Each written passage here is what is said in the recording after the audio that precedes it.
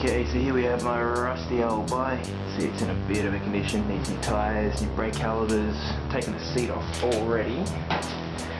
You'll see there's rust all through here. All this paint's going to come off anyway.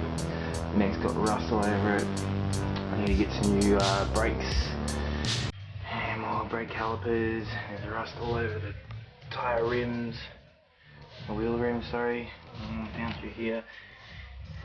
The crank looks fine. I'm going to keep the crank. They're pretty expensive, so I'll keep that there, but I'm going to buy new gears. Yeah, this is going to turn out pretty sweet, I reckon. It's not too bad. The seat's actually in really good condition. I'm going to keep the seat on there. Yeah, this is an old Norton Star. See the old penny farthing in the front there. See if I can get some replicas to stick on there, but yep, this is the start. I'm just going to take off all these bits and pieces now and dunk them in some CLR and try and remove all this rust. Okay, so this is where we are so far. Taking the brake calipers off the back, seat's all off.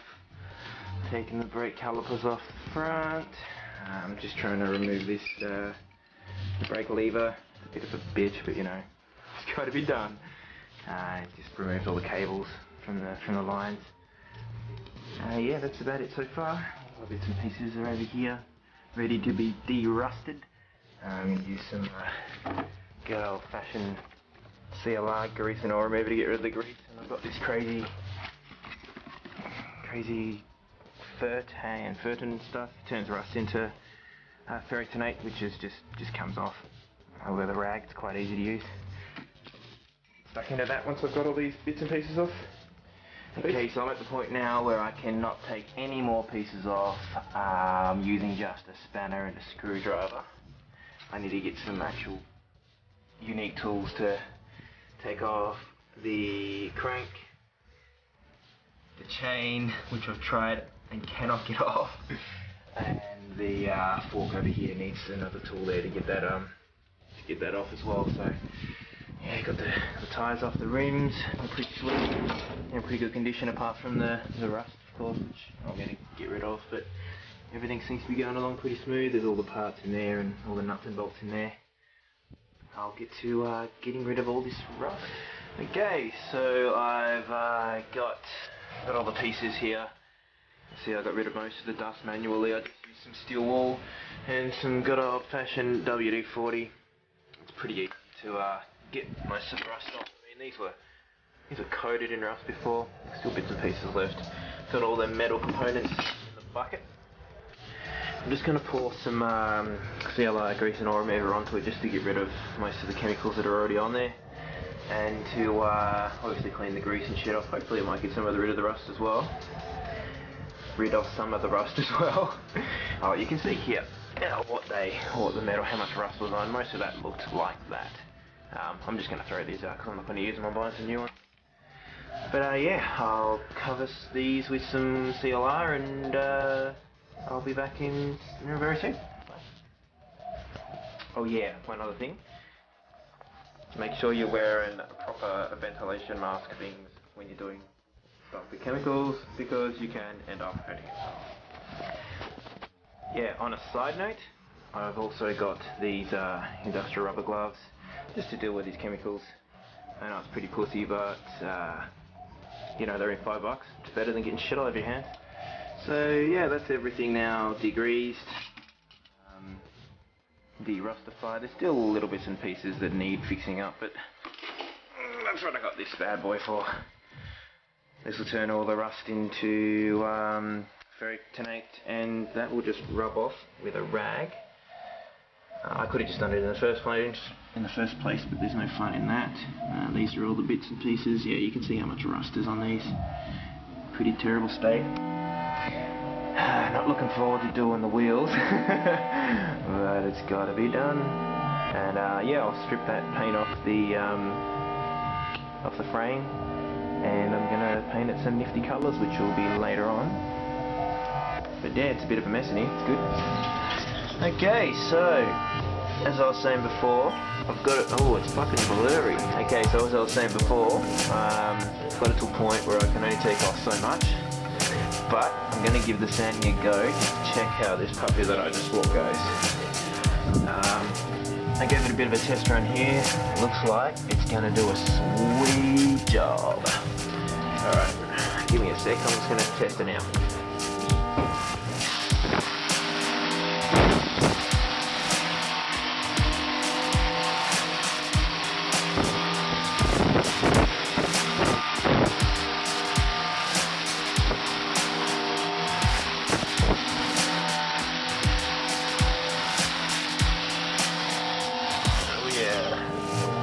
Look at that.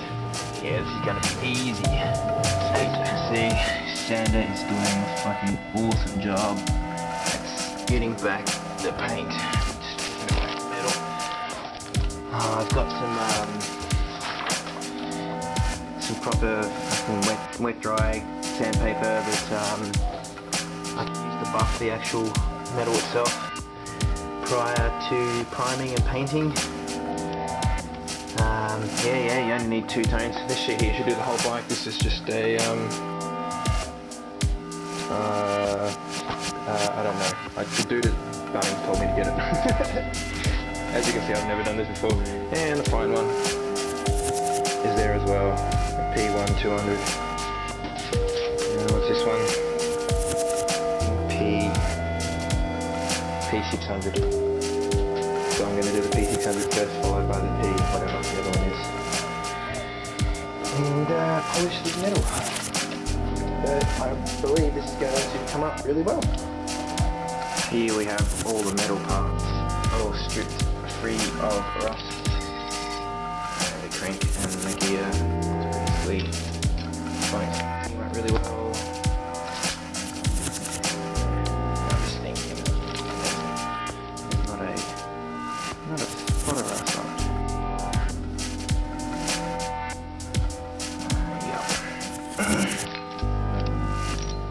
Brakes. And then in here, this is the paint that I'll be using. There's the primer, metal primer, just a gloss white, baby sky blue, and some clear gloss, just the metal parts that I'm not painting.